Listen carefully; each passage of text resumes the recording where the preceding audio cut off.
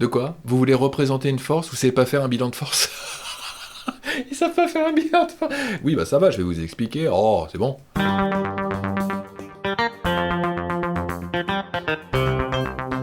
Donc un bilan de force, qu'est-ce que c'est? Déjà, il faut savoir ce qu'est une force. Souvenez-vous, une force, c'est l'action d'un objet, l'action de quelque chose, si vous voulez, sur votre système. Et après, on va faire un bilan de force, c'est-à-dire définir toutes les forces qui vont s'appliquer sur votre système. Il faut bien penser, c'est-à-dire tous les autres objets, si vous voulez, qui vont agir sur votre système. Allez, on va prendre un premier exemple et après je vous en donne un deuxième. Alors par contre, il faut le faire, vous, en même temps que moi. Bah oui, sinon ça n'a aucun intérêt. C'est comme si vous regardiez quelqu'un faire du vélo et puis vous dites, ah ouais, ok, d'accord, ouais, ça va, j'ai compris. Ouais, vous avez peut-être compris, mais vous ne savez toujours pas faire. Alors prenez un papier, prenez un stylo et puis on le fait ensemble, ok? Je vous attends. Je vous attends pas, j'y vais quand même, enfin, allons-y. Alors, premier exemple, ce qu'on va faire, on va prendre l'exemple d'un livre. Ah, vous voyez, je dessine super bien. Un livre que je pose sur une table. Ok? Ça marche là-dessus? Un livre posé voilà, sur une table. L'objet, ici, ça va être le livre. C'est mon système, c'est le système que je vais étudier. Quelles sont les forces qui s'appliquent sur ce livre? Alors déjà, ce livre, il est situé sur la Terre, on est bien d'accord. Ok, il est situé sur la Terre. Alors la Terre, qu'est-ce qu'elle fait sur n'importe quel objet? Bah oui, la Terre attire un objet vers le bas, verticalement vers le bas. Donc, la première force que l'on va appliquer, c'est ce qu'on appelle le poids, généralement on note P, hein, d'accord, le poids du livre, qui est une force verticale vers le bas. Donc, verticale vers le bas, c'est-à-dire que cette force va être dirigée comme ceci, verticale vers le bas. Une petite flèche, et je note quelle est la force associée derrière. Si j'ai la valeur de cette force, admettons que cette force mesure 100 newtons, et bien dans ce cas-là, il faudrait que j'applique une échelle, par exemple 1 cm pour 10 newtons, et dans ce cas-là, la flèche mesurait 10 cm. Hein, voilà, si vous avez des valeurs. Alors, est-ce qu'il y a une autre force qui s'applique sur ce livre posé sur cette table? Imaginez s'il n'y avait que cette force-là, que le poids. Que ferait le livre? Il tomberait, d'accord, c'est assez intuitif. Or, la table, qu'est-ce qu'elle fait? La table, elle va soutenir le livre. Comment est-ce qu'elle va faire pour soutenir le livre? Imaginez le livre est posé comme ça sur la table. Que fait la table? Elle pousse le stylo comme ça vers le haut. Donc, autre force, on appelle ça la réaction du support, la réaction de la table. Cette réaction, elle va donc être dirigée verticalement vers le haut. Donc, verticalement vers le haut, et comme le livre est immobile, ne bouge pas par rapport à la table, eh bien, la force qui est exercée par la table sur le livre a la même valeur que la force qui est exercée par la Terre sur le livre, qu'on appelle le poids. Enfin, la force qu'on appelle le poids. C'est la fameuse première loi de Newton, le principe d'inertie. Si un système est immobile ou en mouvement rectiligne uniforme, alors les forces qui s'exercent sur lui se compensent. Voilà, c'est ce qu'on a ici. Donc voilà, ça c'était le premier exemple. Il n'y a pas d'autres forces qui s'exercent sur ce livre. On a donc deux objets, entre guillemets, qui agissent sur le livre. La Terre par le phénomène du poids et la table par le phénomène de réaction du support. Ça va? Compris?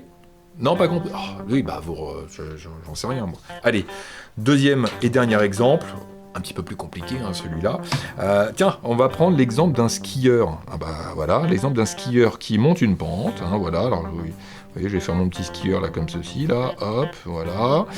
Le skieur qui monte une pente grâce à un tire-fesse. Hop, voilà, avec les câbles ici, là. Vous voyez? Ok, donc le système étudié, ça va être ici le skieur. Faites-moi l'inventaire de toutes les forces qui s'appliquent sur le skieur. Je vous laisse un petit peu de temps. Non, vous mettez en pause la vidéo, vous travaillez, et puis après, je déroule. Donc ça y est, c'est bon, la pause est enlevée, c'est parfait. Bilan des forces qui s'exercent sur le skieur. Le skieur est sur la Terre, on est bien d'accord, donc...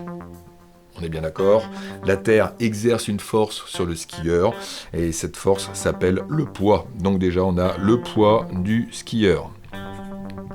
Le poids du skieur, vertical vers le bas. Alors je vais faire partir cette force du centre de gravité du skieur.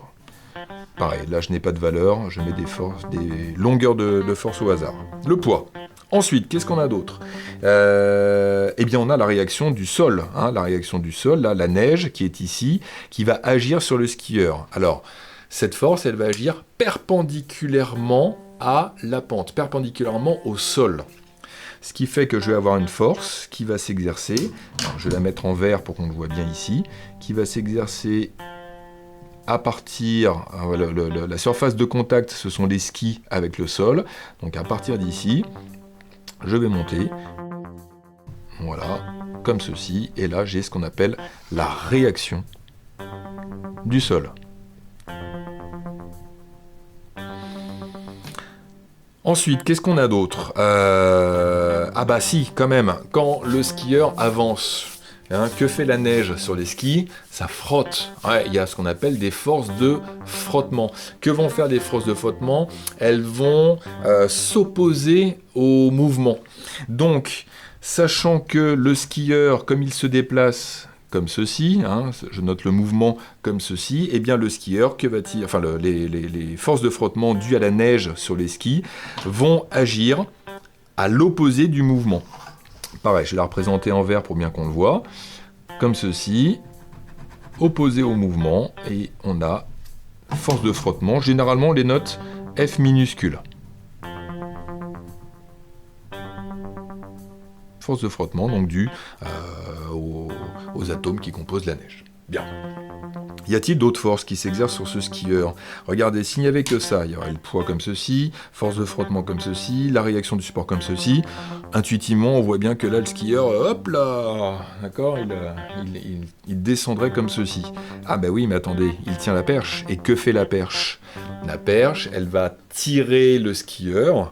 Donc, une autre force que je représente aussi en vert, à partir du point de contact ici entre le skieur et la perche. Et la perche va tirer le skieur, comme ceci, avec une force qu'on va appeler, je sais pas moi, T pour traction par exemple, traction de la perche. Voilà les différentes forces qui s'exercent sur ce skieur. Alors, lorsque vous êtes au niveau secondaire, vous pouvez représenter le skieur par ce qu'on appelle un point matériel. C'est-à-dire qu'on prend le skieur et on le met dans un point et on va représenter ses forces. Alors là, je vais le faire très rapidement. Admettons que vous ayez votre point qui soit ici, la pente qui soit comme ceci. Là, vous avez votre skieur et vous faites partir toutes les forces de ce point matériel. C'est un tout petit peu plus simple. Alors je le fais comme ça à main levée. Vous avez le poids comme ceci. Vous avez force de frottement qui sera comme ceci. La réaction du support perpendiculaire au support. Et enfin, la force de traction qui sera comme ceci. Bon, c'est mal représenté, mais vous voyez un petit peu le principe. Bon, bah, en espérant que ce soit plus simple. Non? Désolé. Ah, oula! N'oubliez pas ça, c'est bien. Ça, c'est super.